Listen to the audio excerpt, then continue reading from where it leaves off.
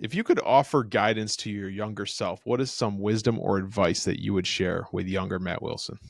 Oh, I like these questions, Steve. I think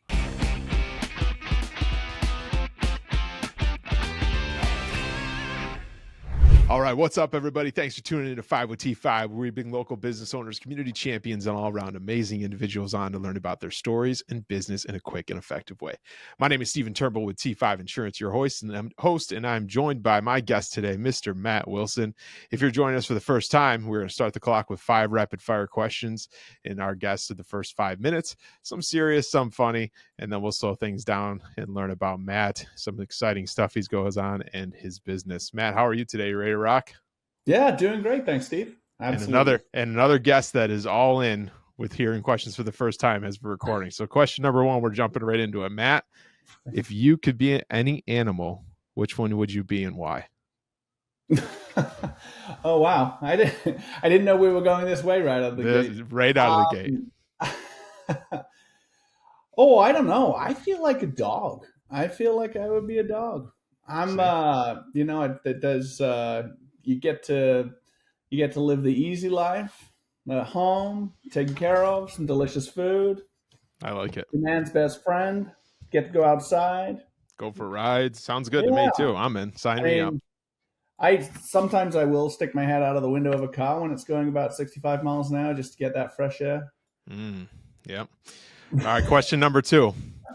If you were to be stranded on an island and you could only bring one food, what would that be? Wow, that's a good one. Um, Just well, one. wow, you've really stumped me with this one. So that's the I point. so I so I actually have the same meal almost every day, which because I'm weird like that, and I just cook all these vegetables up and then throw some cheese in there and some spices. So I feel like that would work great. It's full of all kinds of good stuff, and I'm currently Perfect. eating it every day. As it is. So you're going to be used to it. You're just taking that with you and you're good to Yeah, go. just good. No That's change, great. no change there at all. All right, more of a serious question. Question number 3. If you could offer guidance to your younger self, what is some wisdom or advice that you would share with younger Matt Wilson? Oh, I like these questions, Steve. Um, I, I've it's funny. I've heard a few podcasts ask a similar question like this, and I have thought about it in the past. I think I was when I was younger. I think I lacked the self confidence that you develop as you get older, and I think I think the best advice I could give myself is to be willing to take risks and be brave and ask for what you want in life. I was definitely afraid of getting no. One of my first jobs was in sales, and I wasn't great at sales. Just the Sure. sort of I was always worried I would get a no, and I was always worried I would I was bothering someone, and that changes as you get older and get a little more confident. And I think that's helpful advice for anyone. It certainly would have helped me. So the next question this was going to be my last question, but I'm moving this one up because it's going right into what we were talking about. So I'm going to ask this question, how do you do this, but also advice that you would give. How do you stay motivated when facing with challenging times, whether it be business, personally, whatever it is? What first comes to mind to you when I ask you that question? How do you stay motivated when you face a challenge? So actually, challenges are one of the more motivating things for me. I think that I love solving problems. I like a puzzle. I like a challenge. I like something that requires some deep thinking. And so, when you're up against it or when things aren't going well, um, that's interesting. That's where the rubber meets the road for me. And I think motivation's not the challenge there. I think it's just, that I find that part easy. I like that. And Yeah. I'll add to that I think those challenging times too, and the experiences that you go through are what build build what you know and build your lessons and build how to do it differently the next time. And I think that's a good way to look at it. All right, last question, number 5. What is one place on Matt Wilson's bucket list to travel to? Ooh. I want to go to New Zealand. I one of the Cool. first jobs I had in the UK before I came to the US 25 years ago was it was in marketing and logistics for a New Zealand seafood company, and I was always on the phone with folks out in New Zealand, and everything I've seen and heard about New Zealand and every person I've ever met from that country has been amazing, and I just feel like it's a place I want to go. It's a place you have to go for 2 to 3 weeks and really Mm, enjoy and make the most of it. But yeah, New I Zealand love for it. me. Love it. Yeah. All right. Well, you survived the hot seat. You Okay. survived the first Good. 5 minutes, so we're good. We're I good. struggled with that animal question. That was difficult. So yeah, that's why we came out hot. We came out of the gate with the animal question.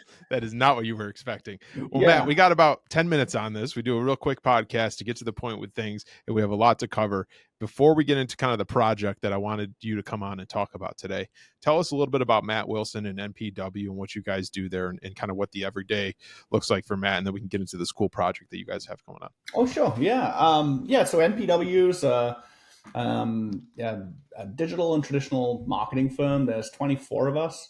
I was going to say we are in Clinton. We used to be in Clinton. We have no office right now. And I would say 18 of us are in this area, and then we have 6 now distributed throughout the country. As a result of going remote. And we support a variety of different businesses, but we have a specialty in home service. I would say more than 50% of our clients are in the home service space, so Hmm. heating, cooling, insulation, plumbing, that kind of stuff.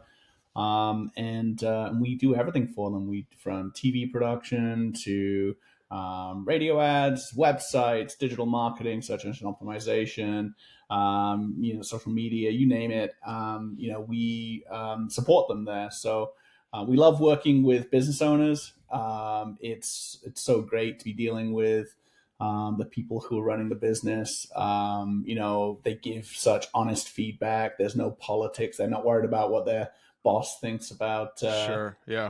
the marketing plan, and so we and they also there's a lot of trust. At the end of the day, they have a job to do, and they're looking for someone to reflect that level of commitment and trust. And so, yeah, that's been a good part of our business. But Yeah.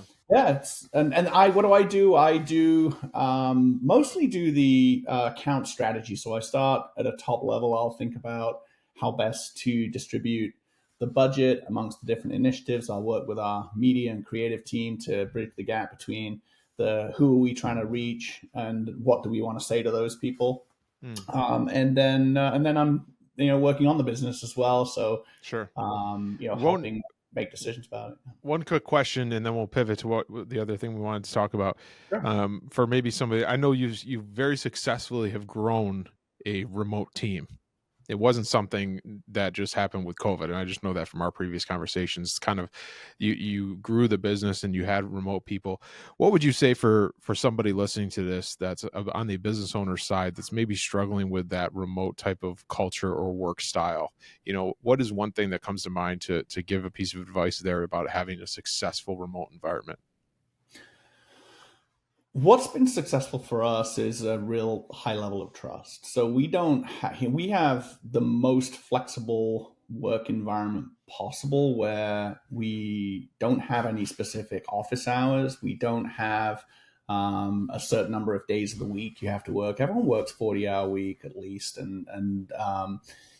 but they can do that 4 days out of the week, or they can start at 10 a.m. and work until 6 p.m., or they can get up early and crank it out and go to the gym at 2 p.m. in the afternoon.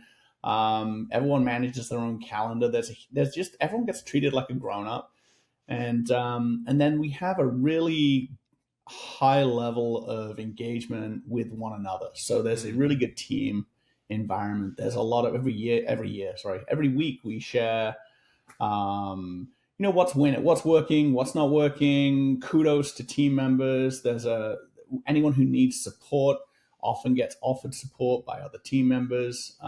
We let people know how busy we are.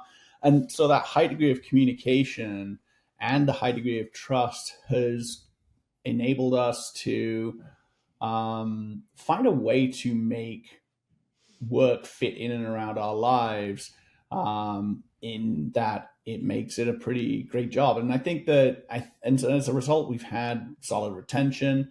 I'm sure we're not perfect as a company. We're always working on ways to improve things, but at the end of the Sure. day, I think the team ends up working with people they like to work with, working on stuff that they're trusted to do a good job on, and being given treated like a grown up. And I think that makes a huge difference. Yeah, for sure. So yeah, Yeah, I it's love that conversation. And I was going to ask like 5 more questions, but then we're going to run out of time. So I want to yeah, pivot. no problem. Tell us about this next exciting project we have coming up. When this episode will come out will be right around the time that this is going to be live and going on. So tell us what is going on with the exciting project you're working on.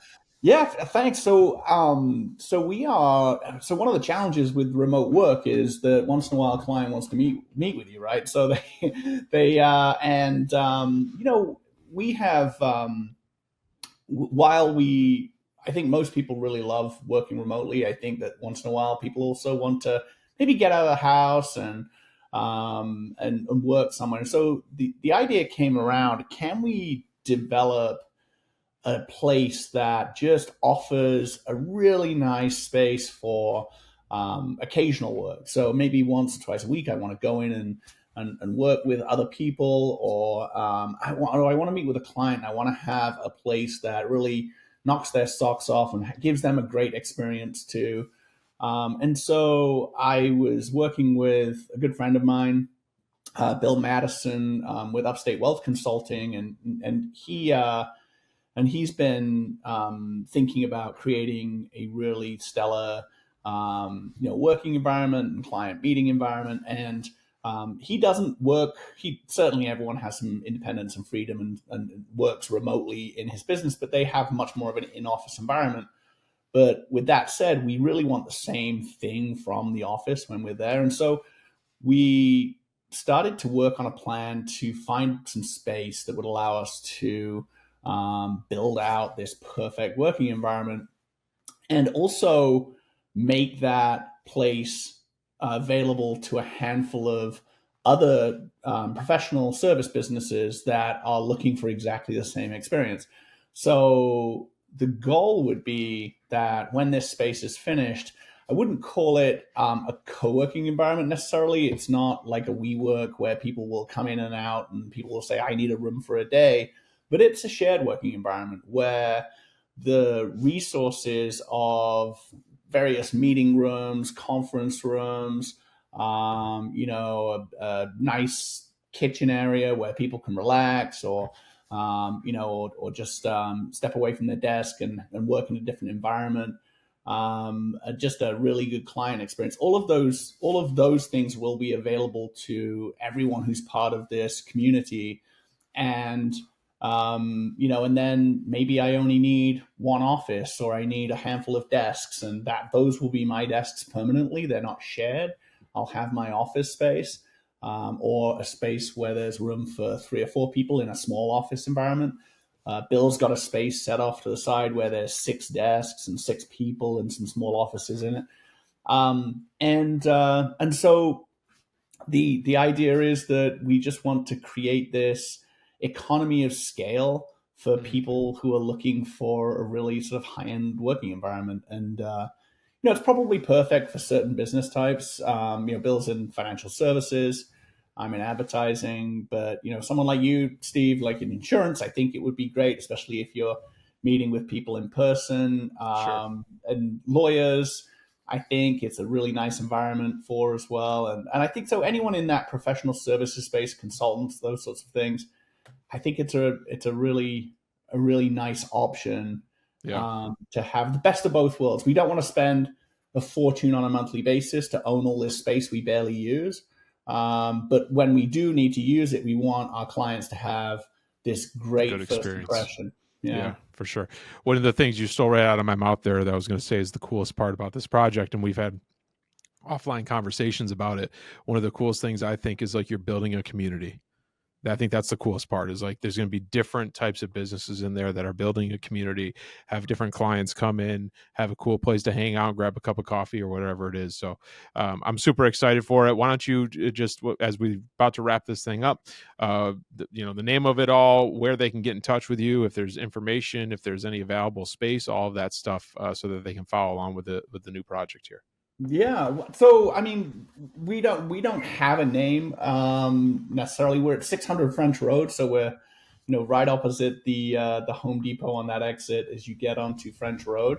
And right now we're looking for about 4 or 5 businesses that are looking for, I would say, 1, 2, 3 desk spaces or a small office with room for a few people. We already have one person who's coming on board, Anthony Lapola with Empower, and so he's coming in and joining us, and we'll be opening our doors hopefully if everything goes well on on June 1st. So That's so awesome. it's coming right up. We already just ordered the kitchen, and we're placing order for some really nice furniture, and so it's happening. I mean, That's we're awesome. underway. Can't Yeah. wait to see it. Well, Matt, thanks again for taking the time to join us here. Everybody, that is a wrap for today's episode of 5 with T5. We hope you enjoyed this engaging conversation. Be sure to subscribe to our YouTube channel and Facebook page at T5 Insurance. Until next time, remember the power of connection and learning from one another is what makes our community thrive. Most importantly, remember to make an impact in someone's life today, even if that's your own. Stephen Turnbull here with T5 Insurance. We'll see you next week. Take care.